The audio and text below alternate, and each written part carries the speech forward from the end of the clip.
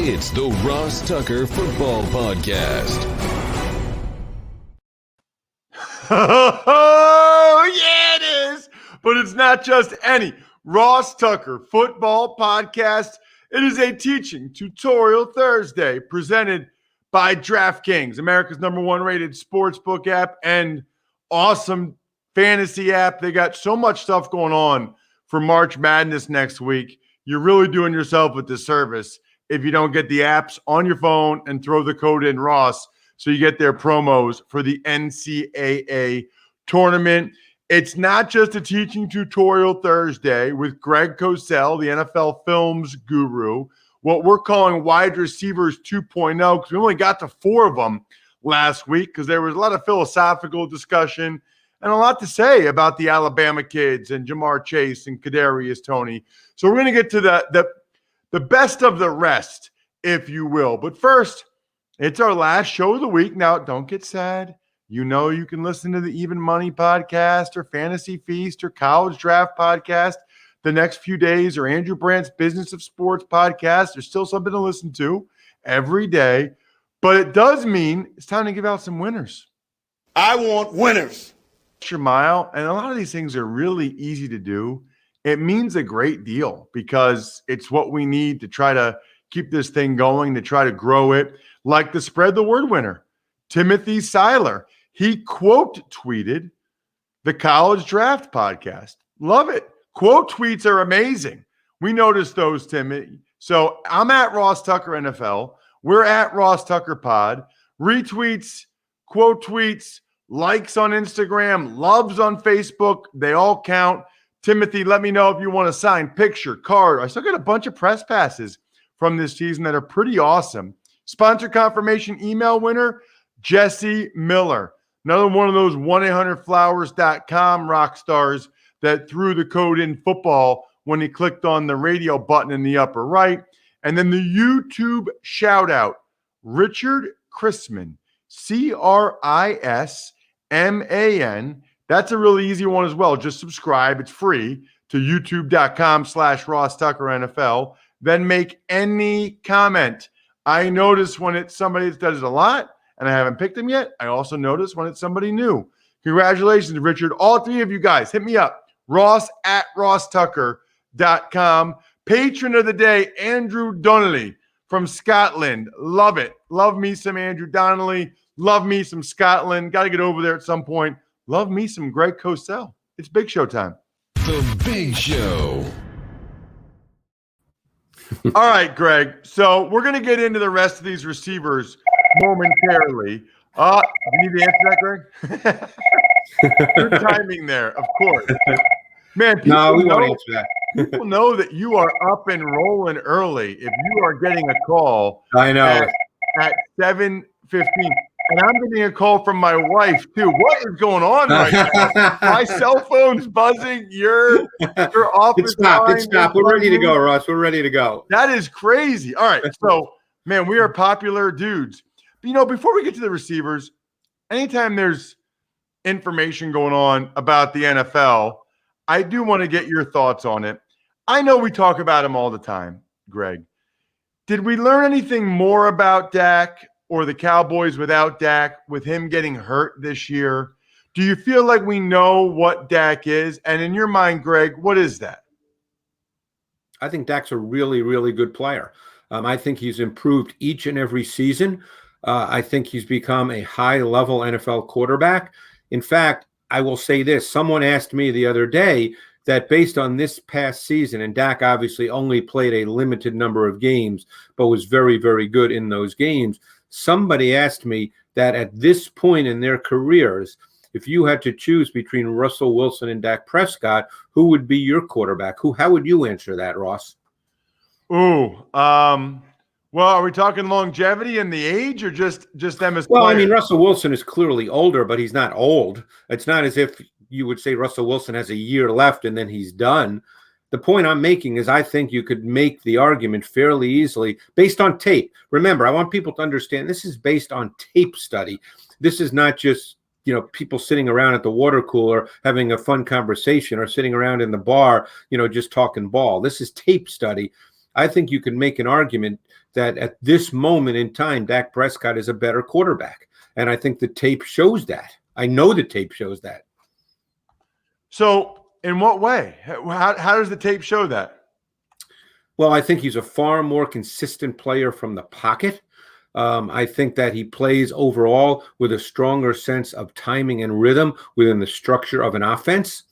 And I think that while Wilson's overall second reaction ability is likely better than Dak's, it's certainly not a weakness for Dak Prescott, his ability to get outside the pocket and make plays with his legs, either running or throwing. So you're not talking about a weakness in Dak Prescott's game.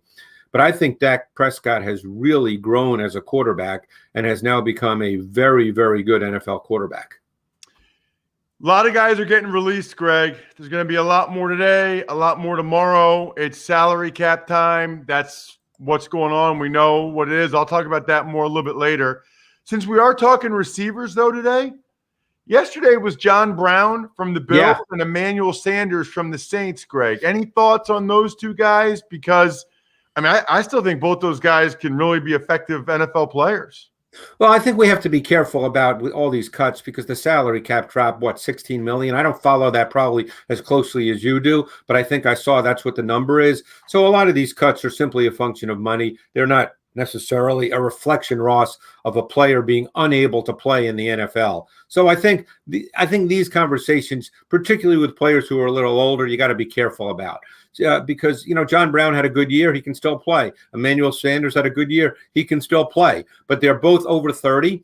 They're older players, and it's just a function of the new financial arrangement in the league, which I guess that's probably a function of the COVID season. I don't follow I follow the players. I don't follow the money as we know from a movie. Yeah, and you know what is interesting, Greg? I think this ties in because this will be second or third year in a row where there's a lot of good receivers in the draft. And even like the Bills got Gabriel Davis in the 4th round, and he did some really good things for them. I guess I just think these teams realize there's a lot of good receivers in this draft again, and they can save a bunch of money. Last week we talked about Jamar Chase, Jalen Waddle, obviously Devontae Smith, and Kadarius Toney. Those are sort of the top 4 guys in a lot of people's mind, at least. Is there a 5th guy that you think is the next guy, Greg? I think I see Terrace Marshall listed a lot. I see Rashod Bateman sometimes. Maybe there's somebody else. Is there a 5th guy that you think is in the same class with those other guys? Well, let me just start by saying this, and then we'll get to players. Receivers are drafted more than any position in most NFL drafts, receivers and corners. So receivers, with very few exceptions, I don't want to say they're interchangeable. That's too strong a negative word. But there's not 15 transcendent receivers in the NFL. So given the nature of pass games in the league now, based on formations, motions, the fact that every team lines up with 3 wide receivers well over 50% of their snaps, some teams line up with 4 at times. Receivers, a lot of receivers play in this league, Ross, and a lot of receivers put up numbers in what is clearly a passing league in terms of volume. So it's always easy to say, oh, this guy is great. I don't use great, exceptional. I don't use those words very often because a lot of receivers play and a lot of receivers put up numbers. So having said that, we can start with Bateman. I watched Bateman last summer, and then I watched him this year. I guess he played only 5 or 6 games this year. I thought that Bateman really shows the look and feel of an NFL wide receiver. He's got size. He's got stride length. He's a good route runner. He can separate. He's got hands.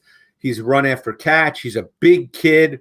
People get caught up in the limited route tree he ran at Minnesota due to their conceptual passing game, but I don't really get caught up in that. I think that he can do a lot of things, and I think he can line up outside. I think he can line up in the slot. Again, a guy that's not a burner, but he's got stride length. He's got route running savvy, so he does have a little bit of a vertical element because of that.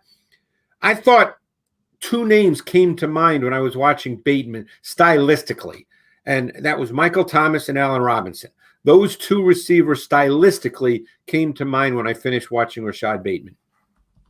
Got it. Well, that's pretty good company right there, especially Allen Robinson, what he's been able to do with the quarterbacks and situations he's been in. And by the way, he was a second-round pick.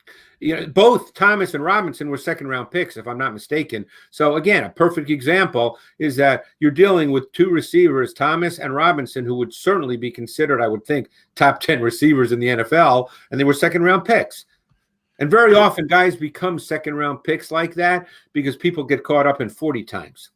All right, what about Terrace Marshall from LSU? They've been kind of a wide receiver factory. He's been the guy under the radar. Yeah, and I watched him last summer too, and this year, and he's long, he's fluid. I actually got his height and weight from a scouting friend of mine who went to LSU. He's 6'2.5", 205. He's an easy, sudden, explosive mover. I think you could look at him as a vertical dimension. He's got run after catch, take it to the house ability. I think he has the skill set and traits to be a factor at all three levels of the defense. He can line up in multiple locations. The big question when you draft someone like Marshall is, do you see him developing into a volume receiver? The kind of guy you're going to throw it to 130 times in a season, give him, 130, 140 targets? Or is he going to be viewed more as a higher level complement to a guy you view as that high volume guy? That, I think, is the question NFL teams will have to answer with Marshall, who's a younger kid, came out early. I think different teams will see that differently. I think down the road he could become a volume number one guy. He may not start his career that way. One guy that I feel like I've been hearing more about the last couple of weeks, I didn't know much about this guy, Greg. I got to be honest with you. He didn't come into the season with the same sort of hoopla as Rondale Moore and some of these other guys, but it's Elijah Moore from Ole Miss, who's listed at 5'9", $185. Yeah, I did not do him last summer. So, and I do watch the SEC a lot on Saturdays. It's probably the conference I watch the most. So I was just familiar with him from TV, but I didn't know much about him, and as far as studying him. I was pleasantly surprised watching his tape. I really like him. I know he's short, but he's stocky. He's not thin. I don't know what his height and weight will be because he came out, as a junior, so I don't have numbers yet. I don't think Ole Miss had their pro day yet, so the numbers are not out there. But I think he fits the profile of the NFL slot receiver, obviously smaller. He's got route running and separation quickness. He's got vertical burst and speed, excellent hands. And he's tough and competitive at the catch point. And I think that's really important for an NFL slot because one major difference with slot in college and slot in the NFL, Ross, is the NFL field is tighter because of the hash marks. The hash marks are closer together in the NFL. So the field is not spread out as much. So slot receivers have to do more catching where there are more bodies in the NFL than they do in college. And maybe some people don't think of it that way, but that's true. And he's a tough, competitive guy at the catch point and made a lot of catches through contact.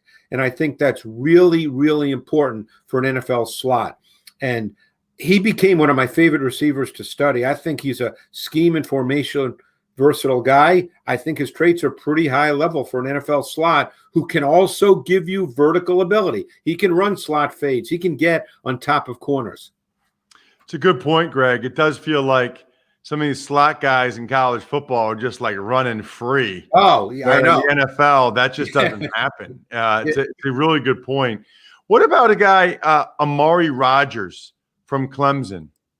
Yeah, he was another guy whose tape I really, really liked, by the way. I remember watching him, and I think I had watched – I can't remember who I'd watched first, Tony from Florida or Rodgers from Clemson. But I remember watching them and thinking, wow, Rodgers he's kind of up there in my opinion. And he's 5'9", 211, really stocky. Like he weighs well over 20 pounds more than Kadarius Toney. So he's a little different. He's a little shorter, but he's another 3-level receiver guy who can attack defenses in a variety of ways. He predominantly lined up in the slot, but he had significant snaps outside, and he ran vertical routes. He has the speed to get on top of corners. I think he's really good run after catch. He's got a strong body. he's not Tyreek Hill, but my sense watching his tape is that you could kind of deploy him in a similar fashion. Because how has the league evolved, Ross? The league has evolved where there's a lot of motion. There's a lot of lining up smaller receivers all over the formation, including the backfield. More what people now call schemed touches for explosive playmakers. And I think Rodgers falls into that category. It's interesting, Greg, because you and I were talking right before we started recording. I wanted to ask you about Tutu Atwell from Louisville, and you're like, no, there's another guy at Louisville we got to talk about. That intrigues me because everybody knows about Atwell. So if there's a guy where you're watching Louisville tape that you like better or you want to talk about, I want to hear it. Dez Fitzpartick. I watched him last summer, and I really liked what I saw last summer. And then I watched him again this year, and I really liked what I saw. Again, he's not a name that's well known. And you and I both know, he could be drafted in the third round. I don't know where guys get drafted. That doesn't concern me for half a second where guys get drafted. When they get drafted, then I'll know.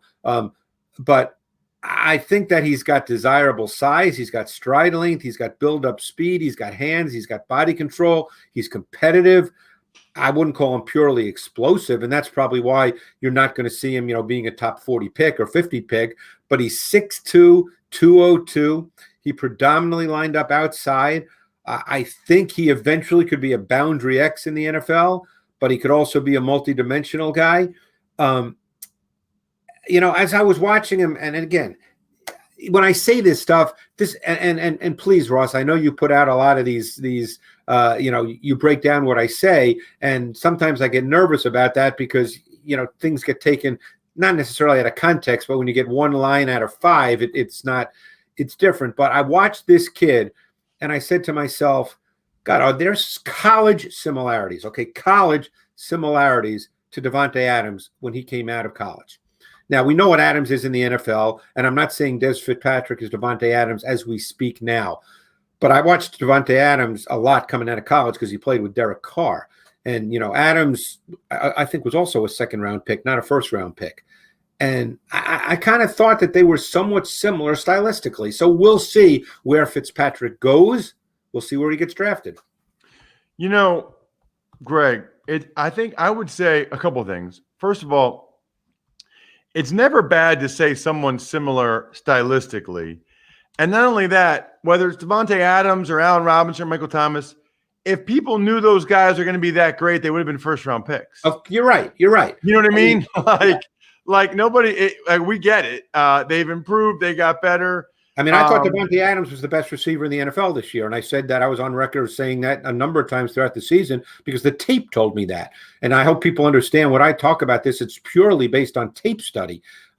And I love Davante Adams as a receiver, and I think that he's improved dramatically to the point where, like I said, I thought he was the best in the league. But you're 100% right. Robinson, second-round pick. Thomas, second-round pick. Adams, second-round pick. If people knew what they'd become, then, it's always easy to look back. There's always someone who's going to say, oh, yeah, I knew he'd be great. Well, that's easy. Anybody can do that. When you have access to the results, everybody is a genius.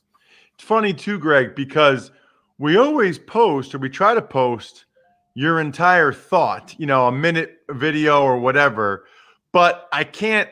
There's only 100 and however many characters. I know, I understand. So when I post the thing, I'm obviously posting the thing that I hope will get people to watch the video and then I know. Watch. Believe me, Ross, I've been doing this 41 years at NFL Films. I know the business. It's just funny. Like I can't type up your entire quote like you have on your profiles at fantasypoints.com, which, by the way, you should go to and use the code 21FEAST. That's the key there. I want to give you a dealer's choice, Greg.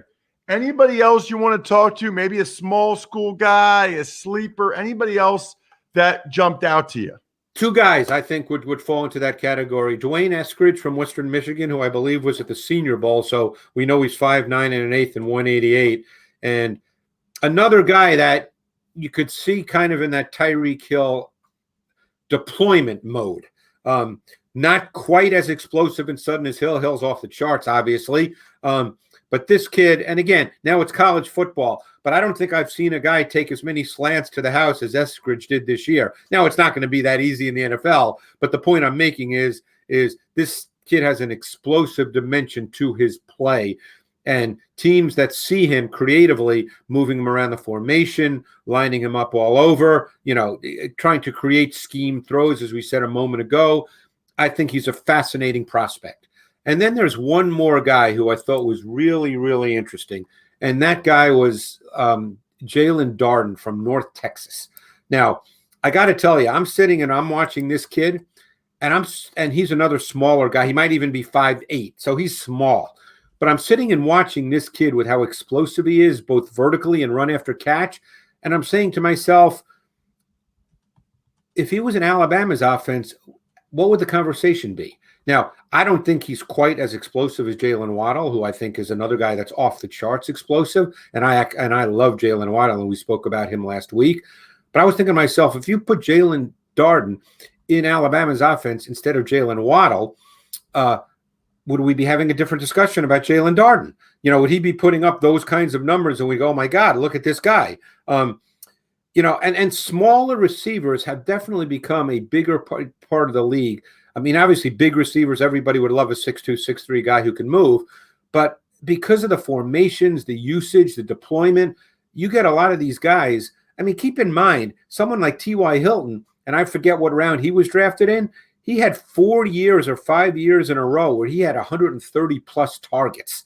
I mean, these guys, these smaller guys, absolutely have a place in the NFL. You've got a place on this show every Thursday, Greg. Phenomenal stuff. As always, we'll slide over to tight ends because there's some intriguing ones next week. Then we'll get to the O-line a little bit. Can't wait. Thank you, Greg. Thanks, Ross. Appreciate it. There he is, Greg Cosell. You know what? I appreciate Greg, and I appreciate Purple Mattress. Here's the thing about Purple Mattress. If you're like me and you've had some orthopedic issues, it is really, really nice. Like, I think sometimes with some of these mattresses, like Purple Mattress, people don't realize how much better it can be. The grid, the stretchy gel material, it is so supportive for your back and legs, shoulders, neck, hips. Fantastic. Look, I tell people all the time, get the pillow, see how awesome the pillow is, then get the mattress. Or get the mattress because they've got great stuff in terms of if you don't like it, you can give it back, but you're going to love it right now because you can try your Purple Mattress risk-free with free shipping and returns. Purple really is comfort for an uncomfortable world. Right now, you'll get 10% off any order of $200 or more. Go to purple.com/Ross10 and use promo code Ross10. That's purple.com/Ross10, promo code Ross10 for 10% off any order of $200 or more. Purple.com/Ross10, promo code Ross10. Terms apply. Tuck's Takes.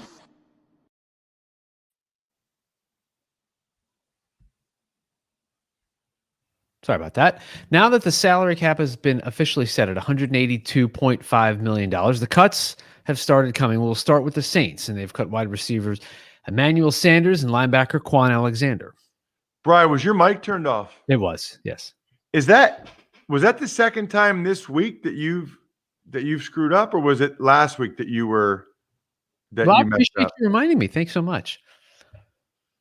Well, I mean, you're not on the show that much. You'd think like times when it's your time. Yeah, if you and Greg are talking, I want to make sure the mic is muted so you don't hear anything else if my phone rings or my phone beeps or whatever. So I know that, but then I just talked about Purple Mattress for like a minute. So you had a lot of time to turn your mic back on, didn't you? I was thinking about that Purple Mattress and got caught up. Remember when you wanted me to give out the patron shout outs twice because you zoned out and you didn't hear me say Pizza Boy Brewing, Sporticulture, Vision Comics with an X? Was that Monday? I was just saying how great they were, and I think they deserved a second one that day. Yeah, I don't think so, Bri. I don't think you don't think they're great? I don't. I do think they're great. I don't think that's what happened. By the way, speaking of great, your boy will be filling in for Dan Patrick tomorrow. So those of you that are DP show fans, check it out, 9 a.m. to noon. You can watch me, I guess, on Peacock or listen, however you listen to Dan's show. So it's been a while since I filled in for Dan. Looking forward to that tomorrow. If you need a little more Ross Tucker in your life, I will have my mic turned on tomorrow when it's my turn to talk. Anyway, what'd you say, Brian? I don't really remember. Well, I couldn't hear you at the start because your mic wasn't turned on. Well, I said now that the salary cap has been officially set at $182.5 million, the cuts have started to come. And we'll start with the Saints, cutting wide receiver Emmanuel Sanders and linebacker Quan Alexander. And let me ask you this. If Quan Alexander was cut, does that open up for your boy Alex Anzalone again? Possibly. I mean, look, I think they'll try to get by with somebody like for the minimum at that other linebacker spot, or they'll draft somebody just because they're in such a salary cap crunch. But yeah, I mean, they don't have a starter next to DeMario Davis now, to your point, for sure. So that'd be great if it happened. Next cuts come from the Bills, John Brown, Quentin Jefferson. You know, for a lot of these, I don't really know what to say. I think they're both still good players that they can help teams. But these teams are making the decision that they can save a bunch of money, and these are the spots where they're going to save the money. I think the lesson here is this is why this is all about the salary cap going down. And it's not just going down 16 million, right? It's going down 26 million from where people thought it would be, because they thought it would be like 210. Instead, it's 182. So it's down quite a bit. These guys, most of these guys can still play. They're just going to probably end up getting 1-year deals for not that much money, which, by the way, is why some other teams, Brian, might cut more guys, because you can get these other guys for 1 year relatively inexpensive. Like you could, I mean, well, go through the rest of them, Brian. Let's go to the Titans. They cut safety, Kenny Vaccaro. Yep, keep going. Giants, Kevin Zeitler. Vikings, Riley Reif. Right, so here's my point. Like, for probably fairly affordable, you could get Zeitler at guard, Riley Reif at tackle. Zeitler's good, Reif is solid. You could have John Brown and Emmanuel Sanders at receiver. You know, you need to have one more guy. But my point is if you get a lot of cap space, you can actually pick up a bunch of guys. I mean, you can make up a lot of room in terms of the depth on your roster and have a pretty good team just from these guys that are getting cut. Tuck's Takes. In other news, Melvin Gordon had DUI charges against him dismissed, while the XFL and the CFL are talking about collaborating in some fashion. So, yeah, I mean, good news for Melvin Gordon, I guess. And that's about all I have to say about that. And I don't really have much to say about CFL or XFL until we actually know what that could be or what that looks like, because I really don't know. I do know that there's a lot of college hoops this weekend and next weekend. Trust me when I tell you to pick up your phone, make sure the DraftKings app or the DraftKings Sportsbook app is on there, throw the code Ross in, and then just go to town on this college basketball stuff. Speaking of going to town, bro, let's go to town on an email. Ever wanted to ask an NFL player a question? Well, here's your chance. It's time to Ask Ross. Email address is ross@rosstucker.com. If you take advantage of any of our sponsors ever, like Purple Mattress and Pillows, send me the email, ross@rosstucker.com. Not only will you potentially be the winner, like Jesse Miller was today, even if you're not the signed card or press pass or picture winner, you are absolutely going to get your name read and me to read and respond to one of your emails on the show. Although I also want to do more of those football feedbacks, Brian, because they're so fun. The YouTube only show, youtube.com/RossTuckerNFL. So great to actually let you guys ask the question on the show. What do you got, Brian? Today it's from Joel in Houston, who bought flowers for his wife for their anniversary at 1-800-Flowers.com using that promo code football. Question. I'm not sure if this has been asked, Ross, but can you talk about the best game you ever had in the NFL and then the worst game you've ever had? Once again, I truly enjoy listening to you and value everything you have to say about all things football. Wow. That's from Joel Swisher, who is awesome. Love Joel. There's certain people that you get enough emails from, or you notice them enough supporting the shows on social media or YouTube that you almost feel like you know them and you're so appreciative of them. Joel was one of those guys for me. Best game. I think I would say, I'll just give you a couple games that jump out to me. I don't know if it's really my best, but a couple games that jump out to me. Both happen to be my second year in the NFL. For the best, it was my second start ever. It was for the Dallas Cowboys against the Jacksonville Jaguars. And 2002, I'm starting at left guard against Marcus Stroud and John Henderson. Two guys that were absolute monsters. I mean monsters. But they were so tall. And I was just flying around the field. I was cutting them. I just had a really good game. So good, in fact, that before the game, one of the assistant coaches, I think it might have been Gary Gibbs, said he was giving $1,000 to whoever in cash, to whoever was the best player of the game, which is probably like some type of salary cap violation or bounty, or I don't know. But anyway, this is 2002. It wasn't like for hurting anybody. It was just for being the best player in the game. He's like, I'm going to give you $1,000 cash. Well, I knew I had a good game, but we come in Monday and they say, Dave Campbell, our head coach, says, we got one guy on defense, one guy on offense. And the guy on offense, our offensive line's been getting kicked around a little bit this year. Well, we got a guy now, he's doing the kicking. And that's Ross Tucker. And Brian, that was awesome. I walked to the front of the team meeting room. They gave me $500 cash. It was just cool. I'd only been there for a month. And to have the head coach in front of everybody saying, we got a guy that's doing the butt kicking now, that was awesome. That was really, really cool. I then went in the offensive line room, by the way, Bri, and I gave $100 each to the other 4 offensive line starters. And I said, listen, I don't really believe in that. We're a unit. We're in this together. And I gave the other 4 guys $100. I got to tell you, by the looks on their faces, Bri, I don't think they would have done the same if they're the ones that got the $500. Let's put it that way. I can't remember if the guy who got it on defense was either Dexter Coakley or Roy Williams, who was a rookie safety at the time.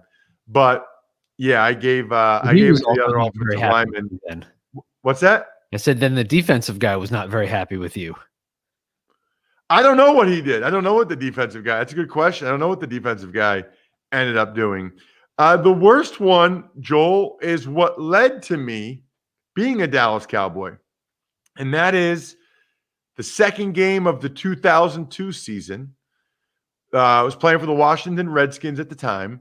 It was a Monday night football game, Joel, and we were playing against the Eagles, my hometown team. David Laverne struggled in the first half, so they put me in to start the second half. We were down 3 touchdowns. We were throwing the ball every play. The first series I go in there, Darwin Walker bull rushes the crap out of me back into the quarterback, maybe a half a sack or something. Next series we come out, and I'm thinking, I can't let him bull rush me again. I come out, I jack him. I'm feeling good about it. They were running a stunt, a TE, and Hugh Douglas came looping around. I was so locked in on Corey Simon or Walker, I didn't see Hugh Douglas looping around. He gets a sack. So I give up a sack and a half. Then they run a screen, and the running back didn't set me up very good. Cut back. They benched me after 2 series. I was in for 2 series, got benched. They put Laverne back in, never played again for Washington. They were having issues on the offensive line. They signed Trey Johnson, who was an absolutely terrible fit for that offense, 4 or 5 weeks later, and they cut me. That was a tough night. A lot of my friends and family came to the game, Monday Night Football, playing the Eagles. And, my worst moment on the field as a pro football player. That was tough, Joel. Good questions, though. I like that. I don't think I've ever told. I don't know if I've ever told those stories before. That's what's great about the questions you guys ask me, either here on our YouTube exclusive show. Please keep sending in those emails. Please spread the word. Forget social media. Just spread the word of mouth. Tell your peeps how much you love listening to Ross Tucker. It means a lot. Have a terrific weekend. Make sure you listen to the other shows when you need some content, and you can listen to me on Dan Patrick tomorrow. I think we're done here. Thanks for listening to the Ross Tucker Football Podcast. Make sure to also subscribe to the Fantasy Feast, Even Money, Business of Sports, and College Draft. All available at Apple Podcasts, RossTucker.com, or wherever podcasts can be found.